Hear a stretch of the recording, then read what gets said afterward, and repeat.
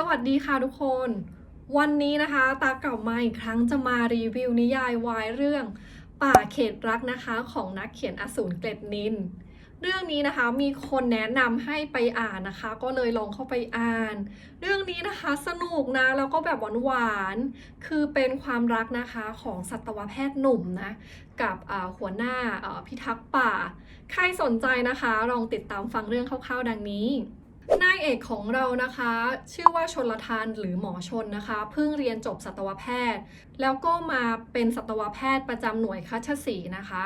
โดยนายเอกนะคะต้องการที่จะมาเป็นสัตวแพทย์ประจำหน่วยงานนี้นะคะเพราะต้องการตามหาผู้มีพระคุณนะคะที่ช่วยชีวิตเขาเมื่อ3 ปีก่อนส่วนพระเอกของเรานะคะหรือว่าศิลป์หรือว่าหัวหน้าศิลป์นะคะเป็นหัวหน้าประจำหน่วยคัชสีนะคะหัวหน้าศิลป์นะคะเป็นลูกชายอดีตอธิบดีกรมอุทยานแห่งชาตินะคะมีพี่ชายซึ่งเป็นตำรวจนะคะยศใหญ่โตแต่พระเอกนะคะเป็นคนมีอุดมการณ์นะคะไม่ต้องการให้ทางบ้านเนี่ยยื่นมือเข้ามาช่วยดังนั้นนะคะพระเอกก็เลยตัดสินใจมาเป็นเจ้าหน้าที่รักษาป่านะคะตัวเล็กๆอยู่ในที่ธุรกันดารแห่งหนึ่งพอนายเอกมาถึงนะคะนายเอกก็สร้างความประทับใจให้คนรอบข้างเป็นอย่างมากแน่นอนว่ารวมถึงพระเอกด้วยนะคะเพราะว่านายเอกเนี่ยคือขยันทำงานแล้วก็ตั้งใจดูแลรักษาสัตว์ป่าเป็นอย่างดีพระเอกนะคะก็คือแอบมองนายเอกอยู่บ่อยครั้งวันหนึ่งนะคะนายเอกก็ต้องเข้าไปในป่านะคะกับเจ้าหน้าที่พิทักษ์ป่าแล้วนายเอกนะคะก็เดินซุ่มซ่ามทำให้ขาแพลงจนสุดท้ายเนี่ยพระเอกต้องแบกหลังนายเอกเนี่ยออกมาจากป่าและตอนนั้นนั่นเองนะคะทำให้นายเอกเนี่ยหวนคิดถึงเหตุการณ์เมื่อ3 ปีก่อนตอนที่เขาเนี่ยถูกผู้ร้ายลักพาตัวเพราะว่าในคืนนั้นนะคะก็มีผู้ชายคนหนึ่งแบกเขาออกมาจากป่าเหมือนกัน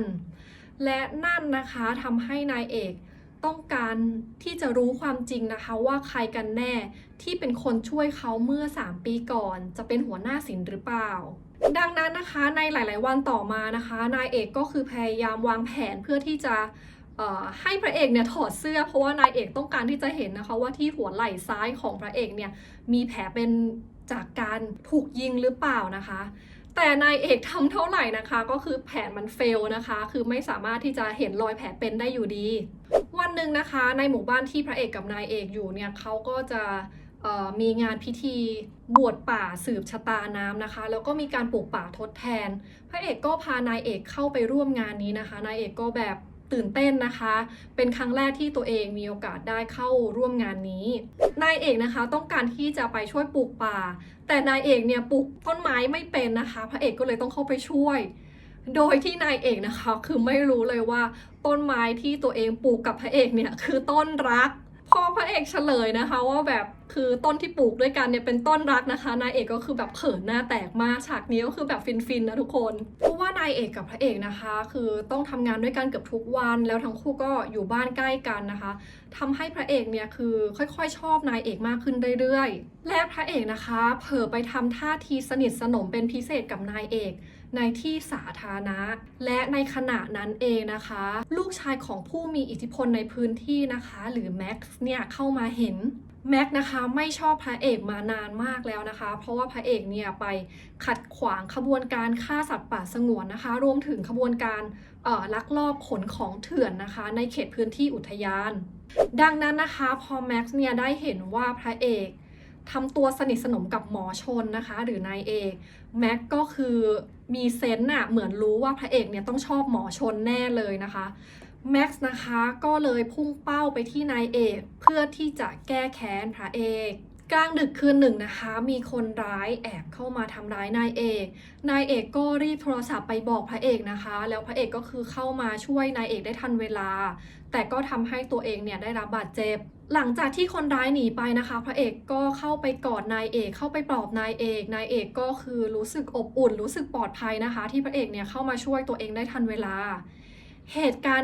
ณ์นี้นะคะทำให้พระเอกคือรู้ใจตัวเองเลยนะว่าตัวเองชอบนายเอกมาก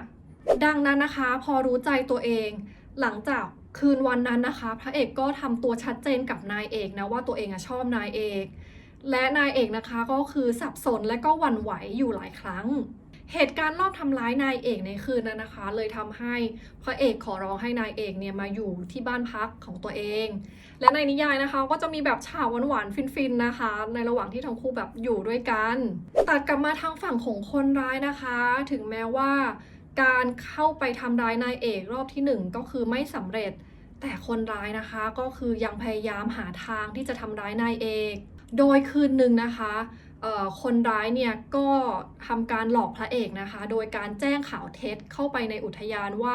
มีการลักลอบตัดป่าในเขตอุทยานนะคะทำให้พระเอกเนี่ยต้องออกไปปฏิบัติหน้าที่และนั่นนะคะทำให้คนร้ายสามารถลักพาตัวนายเอกได้สำเร็จคืนนั้นนะคะนายเอกเนี่ยโดนลักพาตัวเข้าไปในป่านะคะแล้วก็โดนวางยาปลุกเซ็กนะคะ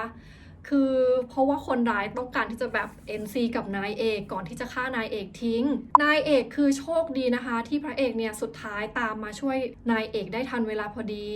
และคืนนั้นนะคะคือนายเอกเมามากรวมทั้งได้รับยาปลุกเซ็กนะคะทำให้นายเอกคือแบบเข้าไปออดอ้อนพระเอกเป็นอย่างมากจนนะคะพระเอกกับนายเอกเนี่ยคือเกือบจะมี NC กันนะคะแต่สุดท้ายก็คือไม่ได้มี NC พระเอกก็คือแค่เข้าไปช่วยนะคะให้นายเอกเนี่ยดับร้อนหลายวันต่อมานะคะขณะที่นายเอกกำลังปฏิบัติหน้าที่อยู่นะคะนายเอกเนี่ยดันไปเห็นฉากการค้าขายยาเสพติดนายเอกนะคะก็เลยแอบถ่ายวิดีโอแล้วก็หลบหนีออกมาแต่นายเอกนะคะดันทำปากกาที่สลักชื่อตัวเองตกไว้ในพื้นที่ทำให้คนร้ายนะคะรู้ว่านายเอกเนี่ยอยู่ในพื้นที่ตรงนั้นและนายเอกนะคะก็ตกเป็นเป้าของคนร้ายอีกครั้งหนึ่งอาทิตย์ถัดมานะคะหลังจากที่พระเอกเนี่ยไปร่วมงานแต่งงานพี่ชายนะคะพระเอกก็มีอาการไม่ดีนะคะเหมือนว่าเป็นอาหารเป็นพิษนะคะนายเอกก็คือเข้าไปอยู่ช่วยดูแลพระเอกเป็นอย่างดีนะคะ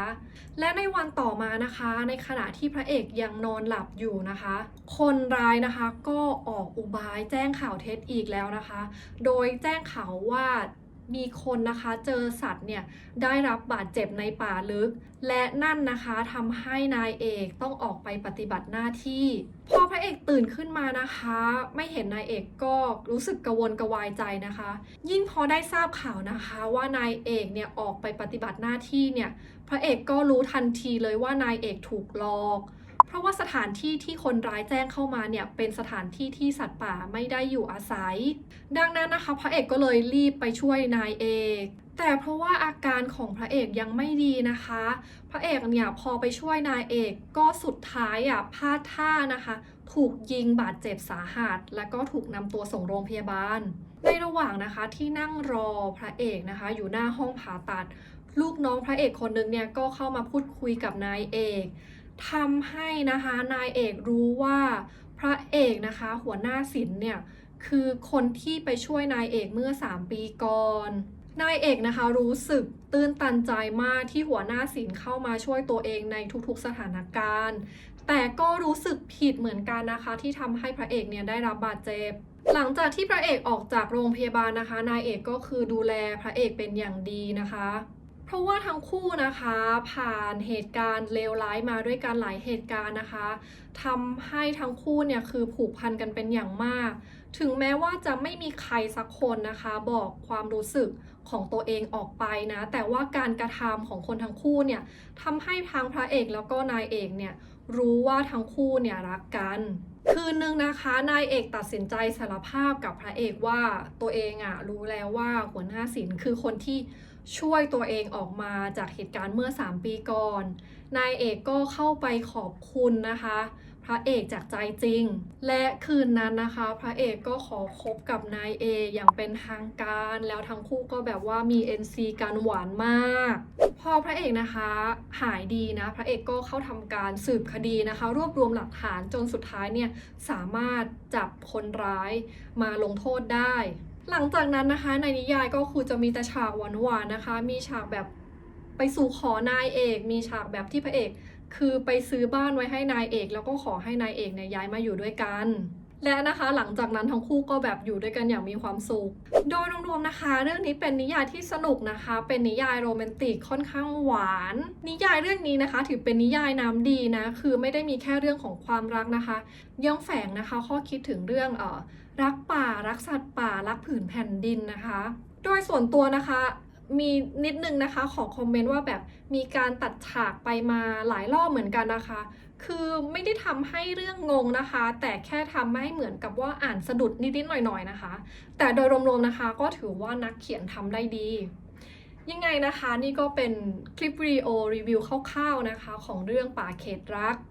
วันนี้นะคะเอาไว้แค่นี้ก่อนแล้วพบกันใหม่ในคลิปวิดีโอหน้าค่ะ บ๊ายบาย